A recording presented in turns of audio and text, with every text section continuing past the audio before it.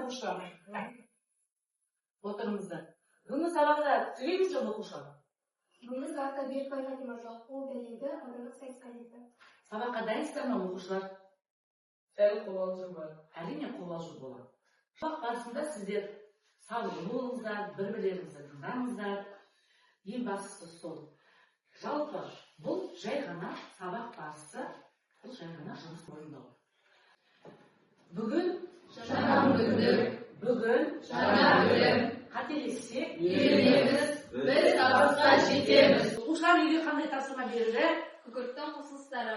Ал күкірттің қосылыстарын есіңізге түсірейік. Екінші ящикті ашайын. Ал кім жауап береді?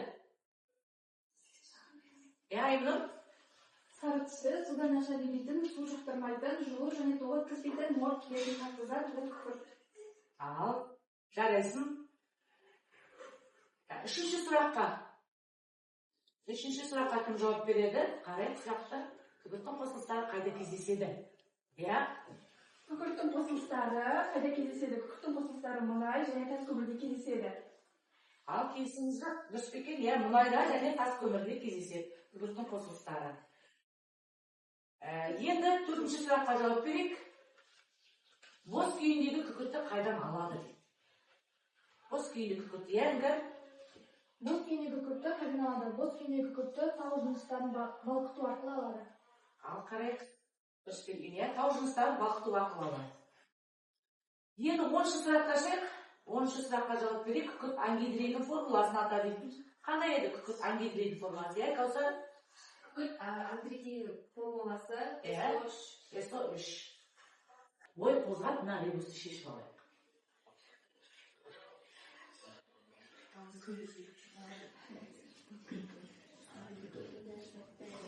Яғни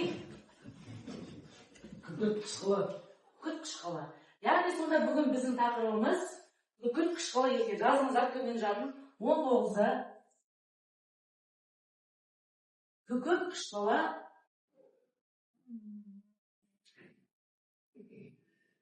және оның тұздары.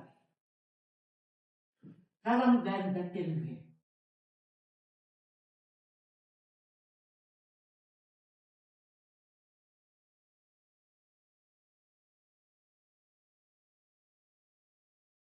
Дәптерімізге жазып алайық. Тақырыпты жазайық. Бүгінгі сабақтың мақсаты қандай екен? Сабина? Күкірт қышқылы ерітіндісі мен оның тұздарының физикалық қасиеттерін зерттеу. Және күкірт қышқылы ерітіндісі мен оның тұздарының химиялық қасиеттерін зерттеу. Түсіндік қой, бүгінгі сабақ мақсаты. Тірек сөздерді жазып алайық. Бүгінгі тірек сөздер сульфат, сульфатқа сапалы реакция, олеум және глобер тұзы. Жазып аламыз. Сульфат деп отқанымызды біліп отырмыз ғой біздер оқушылар. Күкірт қышқылының қышқыл қалдығы. Сульфатқа қазір сапалы реакция жасаймыз. Олеум қандай екен? Олеум бұл қандай екен сонда? Олеум күкірт реакциясының концентрлі қышқылының қоспасы. Яғни күкірт қышқылына бірнеше күкірт ангидридін қосатын болса, бұл олеум болып есептеледі. Енді глобер тұзы қандай екен? Яғни бұны жұмыс барысында қазір қолданамыз. Глобер тұзы бұл натрий сульфатының кристаллогидраты, яғни бұнда 10 молекула су болады. Неге глобер тұз деп аталған екен? Яғни себебі бұны кім ашты дейді?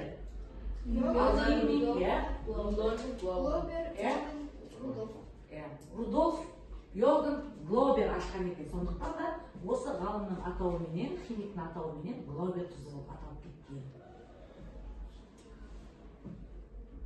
Оқушылар бізге көмекке досымыз келген екен.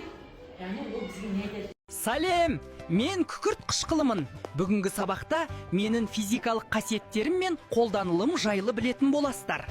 Мен күшті электролитпін. Сұйытылған ерітінділерімде бір сатыда диссоциацияланамын. Үстіме суды құюға болмайды. 70%-дан ассам ерітіндім концентрлі күкірт қышқылы деп аталады. Ал 70%-дан аз болса сұйытылған күкірт қышқылы болады. Мені металлургияда, мұнайды тазартуда, аккумуляторларда қышқыл электролит ретінде қолданады. Менің тұздарымды минералды тыңайтқыш алуда, құрылыста, медицинада, ауыл шаруашылық зиянкестермен күресуде, сода мен шыны өндіруде пайдаланады. Оқушылар, енді сіздерге бірінші топтық жұмыс беріп, топтық жұмыстан бұрын сіздерге бағалау парақшасын беріп қояқ. Әрқайсыңыз өздеріңізді бағалап отырасыздар. Бағалау парақшасында алаңыздар, бір-бірден бағалау парақшасын әркім өзіңіз бағалайсыздар. Және топтық тапсырманың жұмысын береміз сіздерге. Топтық жұмыс. Бірінші топ сіздерге, екінші топ сіздерге топтық тапсырмасы. Біз бұнда не жасаймыз? Бірінші сіздер, екінші топ тапсырмаңызды оқиғыш. Неге қышқыл көбесі қауіпті? Сұрақтарға жауап бересіздер. Дескриптор тұр. Мына жерде дескриптор үш пайдан тұр. Сіздерде де екінші тапсырма сіздер күкірт қышқылының сапалық реакциясын зерттейсіздер. Сапалық реакциясын зерттейсіздер. Сіздерге қандай тапсырма оқушылар? Аккумулятор неге ауыр? Бірінші сұрақ. Екінші сұрақ. күкірт қышқылының физикалық қасиетін зерттеу. Физикалық қасиеттерін зерттеу. Ал жұмысымызға кірсек, ат жөндерін жазып қоямыз бағалау парақшасына. Міндетті ат жөндерін жазып қоямыз бағалау парақшасына. Сосын жұмысымызға кірісеміз. Ал физикалық химиялық қасиеттерін зерттейік.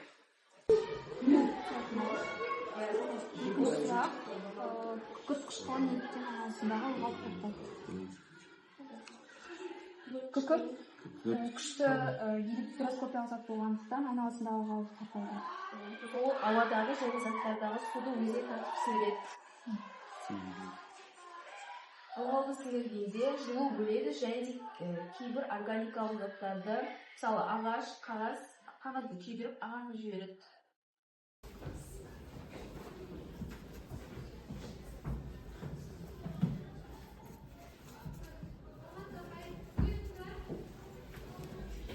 Ал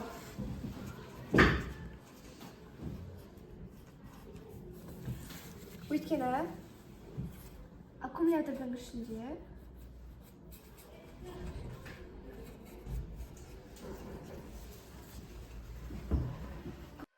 біз қазір күкірт қышқылының сапалық реакциясын зерттейтін боламыз.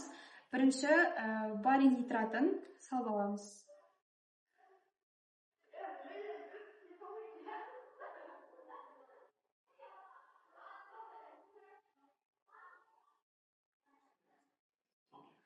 Барий нитратына сосын су құйып араластырамыз.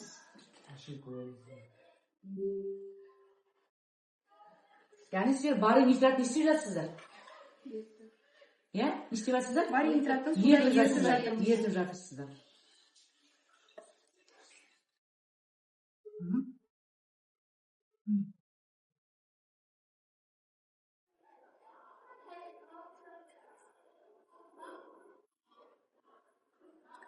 Енді осы ерітіндіге күкірт қышқылын қосатын боламыз. Әбден ертіп алшы, Айнұр, әбден ертіп ал, шайқа, ешкім.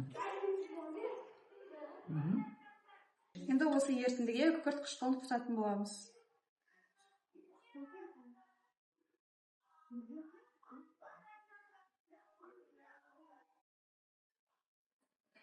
Яғни не түзілді? Ақ тұнба түзілді. Ақ тұнба түзілді. Енді реакция теңдеуін жазасыздар, сіздер дескриптор бар. Одан кейін бірінші жұмыстарды жаза беріңіздер. Қорғайсыздар қазір сіздер. Ыстық күкірт қышқылын құямыз.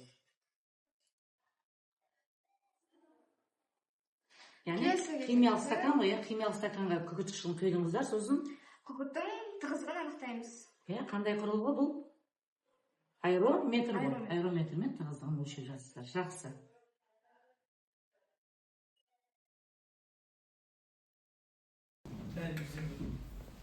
Бірінші суымызды өлшеп.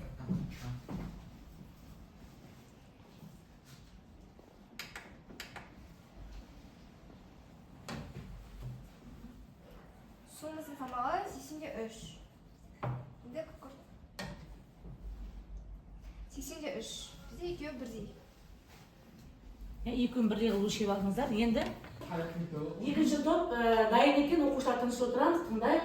Екінші топ, сіздерге қандай тапсырма берілді? Бізде функционалдық тапсырма тақырыбымыз неге қышқыл төгілсе қауіпті. Егер де күкірт қышқылы төгілсе, ол өте күйдіргіш зат, қолда ашытады, адамға зияны тиюі мүмкін. Біздегі бірінші сұрақ, бұл құбылыс қай физикалық қасиетпен байланысты? Бұл құбылыс микроскопиялық қасиетпен байланысты. Екінші сұрақ, күкірт қышқылы неліктен айналасындағы ылғалды тартады? Күкірт өте күшті гигроскопиялық зат. Ол ауадағы және заттардағы судың өзіне тартып сіңіреді. Біздегі екінші тапсырма күкірт қышқылының сапалық реакциясы. Біз жаңа зертханалық тапсырма орындау арқылы осы күкірт қышқылының сапалық реакциясын жүргіздік. Бізде ақ тұнба түзілді. Енді оның сапалық реакциясы барий нитратын күкірт қышқылымен араластырдық. Нәтижесінде барий сульфаты, яғни ақ тұнба түзілді және азот қышқылы түзілді. Бұл сульфат ионының сапалық реакциясы. Ой, жарайсыңдар. Ал осы топтың тапсырмасында, яғни мына жердегі сұраққа неге қышқыл төгілсе қауіпті деген, яғни қышқылдың күйдіргіштік қасиетіне айтып тұрсыздар. Дұрыс, яғни бұл жерде күкірттің күйдіргіштік қасиеті. Яғни бұл күкірт қышқылы өте күйдіргіш қасиетке ие оқушылар. Өте қауіпті. Дұрыс жауап бердіңіздер. Жақсы, сіздерге топ бойынша барлықтарыңызға 4 ұпай беріледі. Өз парақшаларыңызға 4 ұпайды белгілеп қойыңыздар. Жақсы, жарайсыздар. Бірінші топ дайынсыздар ма? Біз мана екінші топтың жұмысын тыңдады. Енді бірінші топ дайын екен, бірінші топтың тапсырмасымен танысайық. Қандай тапсырма берді сіздерге? Біздің жұмысымыздың тақырыбы аккумулятор неге ауыр? Бірінші сұрақ, аккумулятор неге ауыр? Өйткені аккумулятордың ішінде күкірт қышқылының ерітіндісі бар. Күкірт қышқылы ерітіндісінің тығыздығы судан жоғары. Тығыздығы жоғары ерітінді электролит қызметін атқарады. Ол пластиналар арасындағы иондардың қозғалуын қамтамасыз етеді. Соның нәтижесінде электр тоғы түзіліп, аккумулятор энергия жинайды және береді. Тығыздық арқылы аккумулятордың заряд деңгейін анықтады. Екінші тапсырмамыз күкірт қышқылының физикалық қасиеттерін зерттеу. Біз жұмыс барысында бір стаканға су, бір стаканға күкірт қышқылын құю арқылы оларды салмағын өлшедік. Бізде судың салмағы 80,3 тең болды, және екінші күкірт қышқылын өлшегенде онда салмағы 80,3 тең болды. Біздің суымыз бен күкірт қышқылымыз теңесті. 5 минут өткен соң күкірт қышқылының салмағы 80,5-ке артты. Және келесі ыдысқа күкірт қышқылын бөлек құю арқылы оның тығыздығын аэрометр арқылы өлшедік. Сол кезде 1,1 грамм сантиметр кубқа тең болды.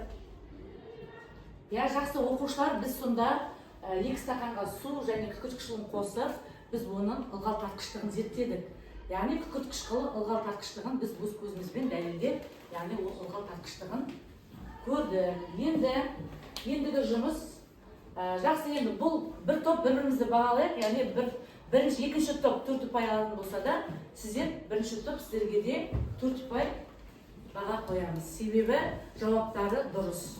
Сіздер жұптық жұмыс орындаймыз. Жұптық жұмыста сіздер бірінші күкірт қышқылындағы олеум мен главер тұзын қолдануын жазасыздар. Оларды не үшін қолданады екенбіз. Сосын екінші жұмысында сіздер күкірт қышқылының химиялық қасиетін жазасыздар. Одан кейін үшінші жұмыста сіздер күкірт қышқылының физикалық қасиеттерін жазып шығасыздар. Әрқайсысы бір-бір ұпайда сіздерге дискрипті таратам, және күкірт қышқылының қалай орындау керектігі туралы тапсырманы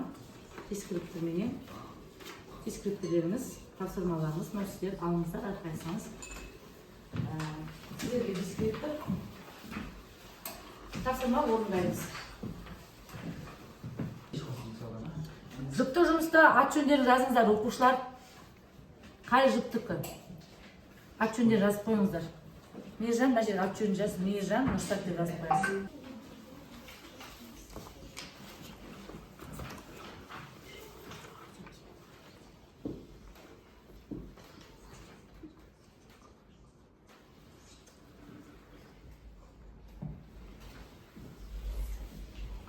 Жұптық жұмысымызды аяқтайық, уақытымыз аяқталды, берілген уақытымыз. Бірінші жұптық жұмыста 3 тапсырма берілді. Сіздерге бірінші физикалық қасиеті, қолданылуы, сосын химиялық қасиеттер. Енді химиялық қасиеттеріне кім жауап береді, қай жұп жауап береді? Сіздің жауап береді ме? Жауап беріңіз. Күкірт қышқылының химиялық қасиеттері белсенді металдармен әрекеттескен кезде тұз және сутек түзіледі. Негіздік оксидтермен әрекеттескен кезде тұз және су түзіледі. Екі дайлы оксидтермен, яғни мырыш оксидімен әрекеттескен кезде тұз және су түзіледі. Тұздармен әрекеттескен кезде біз барий тұздармен әрекеттестірдік. Сонда ақ тұнба түзіледі. негіздермен әрекеттескен кезде бізде бұл жерде бейтараптан реакциясы жүреді. Бұл жерде де тұз және су түзіледі. Жақсы. Яғни сонда күкірт қышқылының химиялық қасиеттері есептелген жазыңыздар ғой, иә? Жақсы. Енді глобер тұзының қолдануын кім айтады? Иә, бұл. Глобер тұзы сульфаттар класының минералы. Ол тұзды көлдерде кездеседі. Дәрі-дәрмектерді жасауда қолданылады және медицина мен ветеринарияда қолданылады. Жақсы. Енді олеум туралы кім айтады? Иә, сіздер. Олеум туралы, олеум дегеніміз күкірт диоксидінің катетрлі күкірт қышқылынан берілген қоспа. Бұны концентрациялық күкірт қышқылын алу үшін қолданады. Сонымен қатар және де күкірт қышқылында өндірудің контакт әдісінде де түзіледі. Жақсы. Жарайсыздар. Енді қазір жауап арқылы түгелмен жинап беріңіздер. Сол бойынша әрқайсыңызға ұпайларыңызды айтады. Ат-жөндеріміз жазып қояйық, оқушылар. Жеке жұмыс қағазын таратамын сіздерге. Бұл жерде сіздер жеке жұмыста дискрипторды өзіңіз сіздер айналуларды жүзеге асырасыздар. Күкірттен СО2-ні аласыздар, СО2-ден СО3-ті аласыздар, СО3-тен H2S4, одан барып калий гидросульфатын аласыздар. Жеке жұмыста дискриптордың өзінде тұрып тапсырмасын орындайсыздар. Оқушылар сізге берген жеке тапсырма берді. Жеке тапсырмада сіздерге яғни айналуларды жүзеге асыр деген. Күкірттен күкірт оксидін біз қалай алдық сонда? Иә, Кәусар? Күкіртке оттек қосып, күкірттің 4 валенттік оксидін алдым. Иә. Одан кейін екінші айналуды қалай асырдық? Иә. Күкірттің 4 валенттік оксидін оттек қосып, күкірттің 6 валенттік оксидін, яғни күкірттің ангидриген алдық. Жақсы. Одан кейін күкірттің 6 валентті оксидінен қышқылды қалай алдық? Күкірттің 6 валенттілік оксидіне су қосып, күкірттің қышқылын алдық. Күкірт қышқылын алдық, иә, солай ғой. Енді калий гидросульфатын қалай алған екенбіз? Иә. Күкірт қышқылына калий гидроксидін қосу арқылы калий гидросульфатын алдық. Жақсы, жарайсыздар. Осылайша біздер өзіміз жеке жұмыс орында өзіміздің ұпайымызды аламыз. Түгел парақшаларымызды қазір тексереміз түгелдей.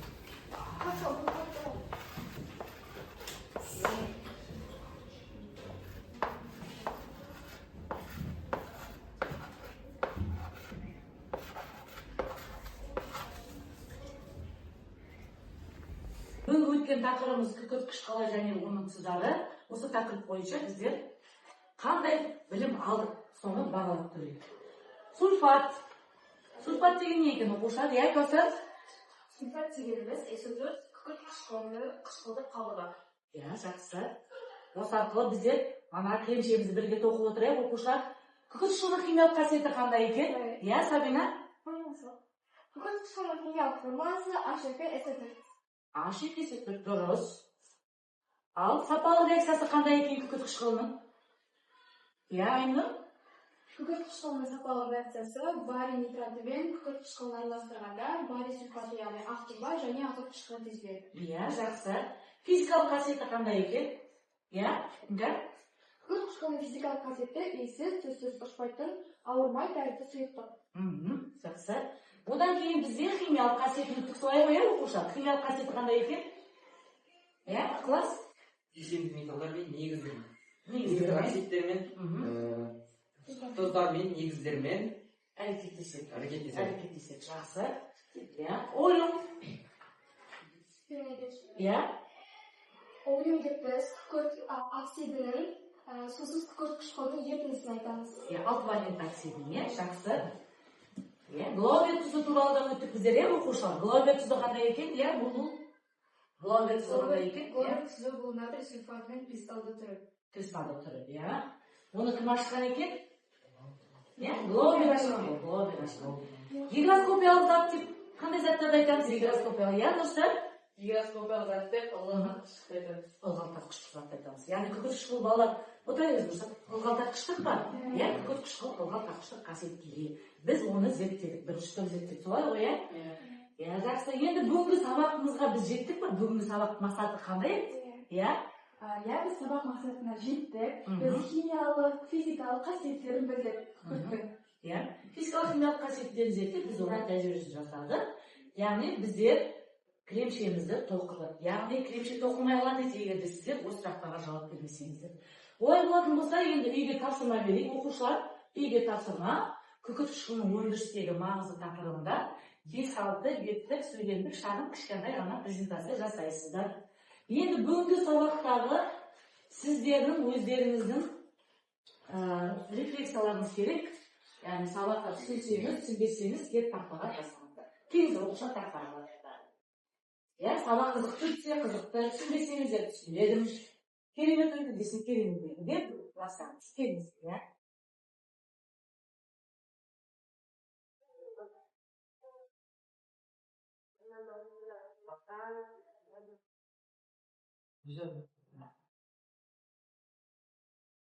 Жақсы. Яғни оқушылар, иә? Мынаны баспай. Оқушылар сонымен біздер, яғни бүгінгі сабақта кері байланыстықты өзіміз, енді оқушылар біздер бағалайды.